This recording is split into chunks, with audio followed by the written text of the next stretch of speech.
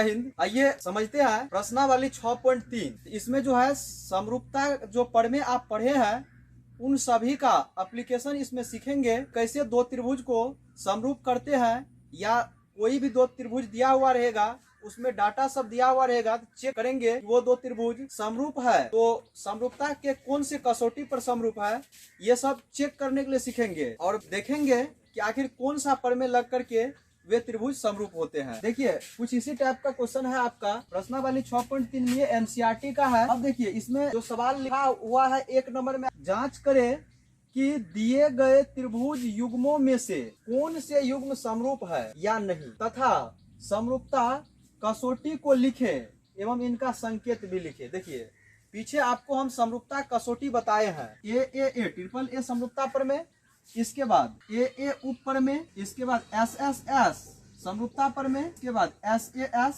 समरूपता पर में। ये जो है 4 कसौटी है समरूप करने के लिए। युग्म मतलब होता है जोड़ा। एक जोड़ा आपको त्रिभुज दिया गया है, इसमें चेक करना है कि कौन सा दो त्रिभुज कौन नियम पर समरूप होता है, ये चीज चेक करना पड़ेगा। ये चेक करने के लिए क्या कीजिएगा, जो दो त्रिभुज को आपको समरूप करना है उसका सर्वप्रथम प्रमाण में क्या कीजिए, एडमिशन कर लीजिए अर्थात नाम लिख लीजिए। तो 1 नंबर में त्रिभुज ए बी सी तथा त्रिभुज पी क्यू आर में ए बी सी और पी क्यू आर, ये एंगल 60 डिग्री है, ये एंगल 80 डिग्री है और ये एंगल 40 डिग्री है। इसमें भी ये एंगल 60 डिग्री है, ये एंगल 80 डिग्री है और ये एंगल 40 डिग्री है। ये दोनों त्रिभुज में आखिर बराबर क्या है, देखिए कोण ए का मान देखिए कोण पी के बराबर है। क्योंकि इसमें भी ए का मान 60 डिग्री है, इसमें भी पी का मान 60 डिग्री है। तो हम यहाँ पर स्पष्ट रूप से लिख सकते हैं फिगर से देख करके कि कोण ए बराबर कोण पी बराबर 60 डिग्री। कोण बी का मान आप देख रहे हैं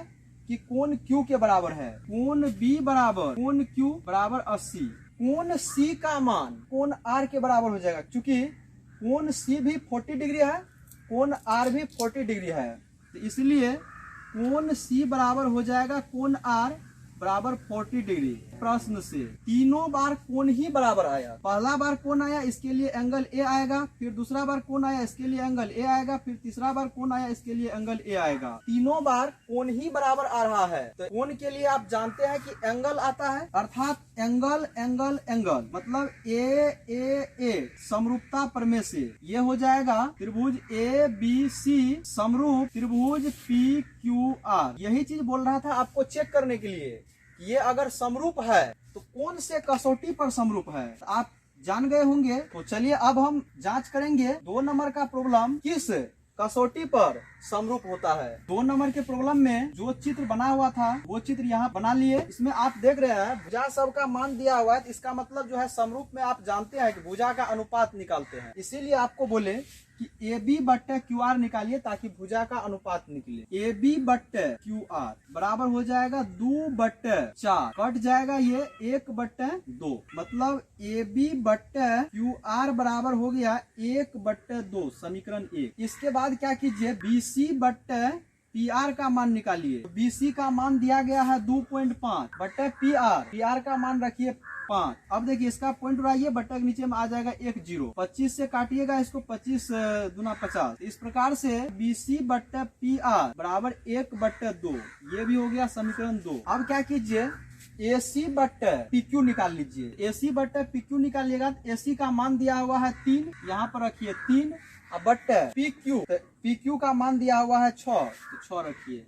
3 से काटिएगा, 3 दूना 6। ये इस प्रकार से कंप्लीट हो गया ए सी बट्टे पी क्यू बराबर 1/2, ये हो गया समीकरण 3। अब देखिए तीनों के आरएचएस को देखिए सेम है। आरएचएस जब सेम है तो एलएचएस भी सेम होगा। अगर तीनों को तुलना करेंगे तो आ जाएगा ए बी बट्टे क्यू आर बराबर बी सी बट्टे पी आर बराबर ए सी बट्टे पी क्यू। अब देखिए आप जान गए होंगे कि इसमें कौन सा प्रमेय लगेगा। देखिए तीनों भुजा का अनुपात ही बराबर आया। भुजा के अनुपात के लिए एस आता है, साइड एस, फिर आया एस, फिर आया एस, ये हो जाएगा एस एस एस। समरूपता कसौटी से ये समरूप हो जाएगा दोनों त्रिभुज। कौन प्रमेय से? एस एस एस समरूपता प्रमेय से। ये हो गया आपका फाइनल आंसर। ये भी इसके बाद जो है सो समरूप कीजिए। तो त्रिभुज ए बी सी समरूप त्रिभुज, दूसरा का नाम ध्यान से लिखिए ए बी बट्टे क्यू आर है, तो ए बी को इधर फर्स्ट सेकंड में लिखे, उधर भी क्यू आर को आप फर्स्ट सेकंड में लिख दीजिए। बी सी बट्टे पी आर है, तो अब जो बच गया उसको थर्ड नंबर में रख दीजिए। क्यू आर सजा दिए तो पी बच गया, पी को रख दीजिए। चेक करेंगे 3 नंबर का प्रॉब्लम। 3 नंबर का जो सवाल दिया गया है वह सवाल किस कसौटी पर समरूप है, इसको भी चेक करेंगे। देखिए कोई भी दो भुजा अनुपात को मतलब ही बराबर करके देखते हैं, या 3 भुजा दिया, तीनों अनुपात बराबर आना चाहिए। तो एम पी बट्टे आप डी कीजिएगा तो आ जाएगा 1/2, और एल पी बट्टे अगर डी एफ कीजिएगा तो यहाँ पर भी काटिएगा तो 1/2 आ जाएगा। लेकिन अगर एल एम बट्टे ई एफ करते हैं, ये कभी भी 1/2 नहीं आएगा। इससे स्पष्ट हो गया कि ये जो है मतलब तीनों संगत भुजा का अनुपात बराबर नहीं है, 2 ही संगत भुजा का अनुपात बराबर है, और तीसरा कोई कंडीशन ऐसा नहीं दिया हुआ है कि वह बराबर है। तो इसमें से कोई भी कंडीशन नहीं आ रहा है, इसका मतलब ये दोनों त्रिभुज समरूप नहीं है। एम पी बट्टे डी ई बराबर 2/4 काटिएगा 1/2, एम पी बट्टे डी ई बराबर आ गया 1/2, समीकरण 1। एल पी बट्टे डी एफ निकाल लीजिए, एल पी बट्टे डी एफ बराबर 3/6 काटिएगा 1/2, मतलब एल पी बट्टे डी एफ बराबर आ गया 1/2, समीकरण 2। इसके बाद एल एम बट्टे ई एफ निकालिए। एल एम बट्टे अगर ई एफ कीजिएगा तो आ जाएगा 2.7/5, इसको काटिएगा तो कभी भी 1/2 नहीं आएगा। तो इसीलिए ये हो गया समीकरण नंबर 3। समीकरण 1, 2 और 3 से एम पी बट्टे डी ई बराबर एल पी बट्टे डी एफ बराबर नॉट एल एम बट्टे ई एफ। एम पी बट्टे डी ई बराबर एल पी बट्टे D F does not equal to बराबर नहीं एल एम बट्टे ई एफ। तीनों कंडीशन बराबर नहीं आया, तो मतलब इसमें से एक भी ऐसा नियम नहीं आ रहा है। इसको एस मान लीजिएगा, इसको एस मान लीजिएगा, 2 एस तो कभी भी नहीं है, तीसरा बराबर है ही नहीं। इसमें से एक भी ऐसा कंडीशन ये चारों में से नहीं आया, इसका मतलब त्रिभुज समरूप नहीं है। दोनों त्रिभुज समरूप नहीं है, कोई भी कंडीशन नहीं आया, समरूप नहीं है। तो आइए अब इसको चेक करते हैं समरूप है कि नहीं है। अगर समरूप है तो कौन मेथड से समरूप है।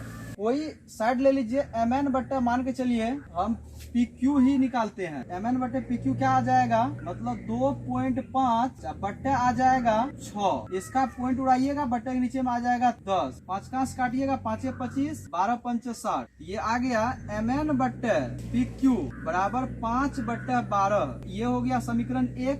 अब क्या कीजिए, एम एल बट्टे क्यू आर निकाल लीजिए। एम एल बट्टे अगर क्यू आर निकालिएगा यहाँ पर निकलेगा एम एल का मान है 5 और क्यू आर का मान है 10, तो 5 रख दिया, बट्टे हो जाएगा 10। इसको अगर काटिएगा 1/2 आ जाएगा, मतलब एम एल बट्टे क्यू आर बराबर आ गया 1/2, समीकरण ये हो गया 2। इसके बाद देखिए एगो कोण जो है इसका बराबर पहले से ऑलरेडी है, कोण एम बराबर कोण क्यू बराबर 70 डिग्री। देखते हैं अब ये दोनों साइड देखिए सेम नहीं आया। समीकरण 1 तथा 2 से एम एन बट्टे पी क्यू बराबर नॉट एम एल बट्टे क्यू आर, ये दोनों इक्वल नहीं हुआ। अगर भुजा का अनुपात सेम नहीं हुआ तो ये दोनों त्रिभुज समरूप नहीं होगा। मान के चलिए इसका भी अनुपात अगर इसके साथ लेते हैं फिर भी आपको बराबर रेशियो नहीं आएगा। तो इसीलिए किसी भी एंगल से यहाँ पर किसी भी दृष्टिकोण से संगत भुजा का अनुपात जो है बराबर नहीं आ रहा है, इसीलिए दोनों त्रिभुज समरूप नहीं है। दोनों त्रिभुज समरूप नहीं है, बात खत्म यहीं पर। समरूप अगर नहीं हुआ तो आगे कुछ भी रूल रेगुलेशन नहीं होगा, क्योंकि इसमें से कोई भी नियम पर नहीं जा रहा है। तो हम उम्मीद करेंगे आप लोग 4 नंबर के प्रॉब्लम को चेक करने के लिए अच्छे से सीख गए होंगे। अब हम चेक करेंगे 5 नंबर का प्रॉब्लम को, क्या यह जो है किस नियम पर समरूप है। तो देखिए इसमें साइड का पहले रेशियो निकाल लीजिए। इसमें देखिए एगो एंगल सेम है, एंगल ए बराबर एंगल एफ बराबर 80, ये दिया हुआ है प्रश्न में ही। इसके बाद साइड का रेशियो निकाल, इसका रेशियो ए बी बट्टे डी एफ निकाल लीजिए। ए बी बट्टे डी एफ बराबर 2.5/5 हो जाएगा। इसका पॉइंट उड़ाइएगा, बट्टे नीचे में 10 आ जाएगा, 25 का 25, 25 दूना 50।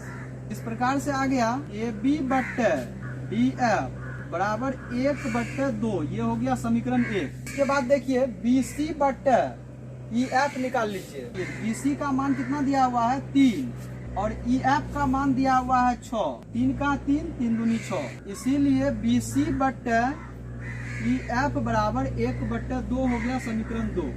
अब समीकरण 1 और 2 के RHS को देखिए, दोनों का RHS समान है तो LHS भी समान हो जाएगा। समीकरण 1 तथा 2 से AB बट्टे DF बराबर BC बट्टे EF। आप देख रहे हैं एक एंगल समान आया और दो संगत भुजा का अनुपात समान आया। तो एंगल के लिए A आता है और संगत भुजा के लिए S आता है, S S। देखिए S S A आ गया, ये बैठ नहीं रहा, अभी इसको बैठाइए। अगर डबल S रहता है और A रहता है तो पर में कौन सेट होता है, ये 4 नंबर का S A S, इसमें डबल S है, एगो A है, तो कौन मतलब जो है सो थ्योरम से ये मतलब समरूप होगा। S A S समरूपता प्रमेय से त्रिभुज A B C समरूप त्रिभुज। दूसरा का नाम ध्यान से लिखिए, देखिए ए बी बट्टे डी एफ लिखे हैं आप, या ए को 1 नंबर में लिखे हैं तो एफ को भी इधर 1 नंबर में लिखिए। इसके बाद डी है तो डी को आप 2 नंबर में लिख दीजिए। इसके बाद 3 जो बच गया, इसके बाद 3 नंबर में उसको लिख दीजिए। ई बच गया तो ई को 3 नंबर में रख दीजिए। तो ये हो गया एस ए एस समरूपता प्रमेय से, ये भी आंसर हो गया आपका। ये भी मतलब जो त्रिभुज सेटिंग करके आंसर हो गया। समरूप हुआ कि नहीं हुआ, तो हुआ। तो हम उम्मीद करेंगे आप लोग को 5 नंबर का मतलब प्रॉब्लम को चेक करने में, जांच करने में कहीं कोई समस्या नहीं हुआ होगा। अब देखते हैं 6 नंबर का। अभी हम देख रहे हैं कोण ई का मान सिर्फ कोण क्यू के बराबर है और कोई चीज बराबर नहीं है। बहुत विद्यार्थी यहाँ पर देख करके कंफ्यूज हो जाता है, ये दोनों त्रिभुज समरूप नहीं है, लेकिन ऐसा बात नहीं है। थोड़ा सा ध्यान से अगर देखिएगा ये समरूप आपको नजर आएगा। देखिए कैसे, 8 और 7 इसको अगर जोड़िएगा तो 115। त्रिभुज के तीनों कोणों का योग 180 डिग्री होता है। अगर 180 में से 150 को घटाइएगा तो ये आ जाएगा 30 डिग्री। इसमें अगर जोड़ करके देखिएगा 8 3 11 110 हो गया। 180 में से अगर आप 110 को घटाते हैं तो ये आ जाएगा 70। अब तो आप देख रहे हैं ये कोण के बराबर, ये कोण के बराबर, ये कोण के बराबर। इससे स्पष्ट हो गया ये दोनों त्रिभुज समरूप है। कोण D बराबर कोण P बराबर 70। त्रिभुज के तीनों कोणों का योग लगा करके आप निकाले कि 70, ये भी 70 होगा। और कोण E का मान कोण Q के बराबर 80। इसके बाद कोण F का मान कोण R के बराबर, कोण F बराबर कोण R बराबर हो जाएगा 30। इस प्रकार से देख लिए इसमें 3 एंगल जो है, तीनों संगत एंगल आपस में बराबर आ गया। तो इससे स्पष्ट ये हुआ ये दोनों त्रिभुज ट्रिपल ए समरूपता प्रमेय से ये समरूप होगा। तो ए समरूपता प्रमेय से त्रिभुज DEF समरूप त्रिभुज PQR प्रूव्ड हो गया। देखिए DEF समरूप त्रिभुज PQR में लिख दीजिए। देखिए D है आपको P के बराबर, D को 1 नंबर में लिखे हैं, उधर भी P को 1 नंबर में लिख दीजिए। E है Q के बराबर, E को 2 नंबर में लिखे हैं, उधर भी Q को 2 नंबर में लिख दीजिए। F है R के बराबर, इधर F को 3 नंबर, उधर भी R को 3 नंबर में। ये सेटिंग आप ध्यान से लिखिएगा। पहला का नाम किसी भी प्रकार से लिख दीजिए, लेकिन दूसरा का नाम एंगल जिस एंगल के मतलब बराबर जो एंगल है उसको 1 नंबर में मतलब या 2 नंबर में या 3 नंबर में लिखे हैं, उधर भी आप 1 नंबर 2 नंबर 3 नंबर सजा कर लिखिएगा।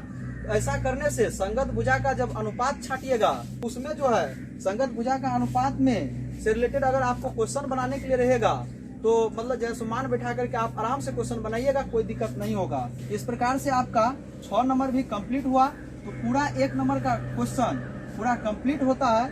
तो मिलते हैं फिर नेक्स्ट वीडियो में, तब तक के लिए जय हिंद।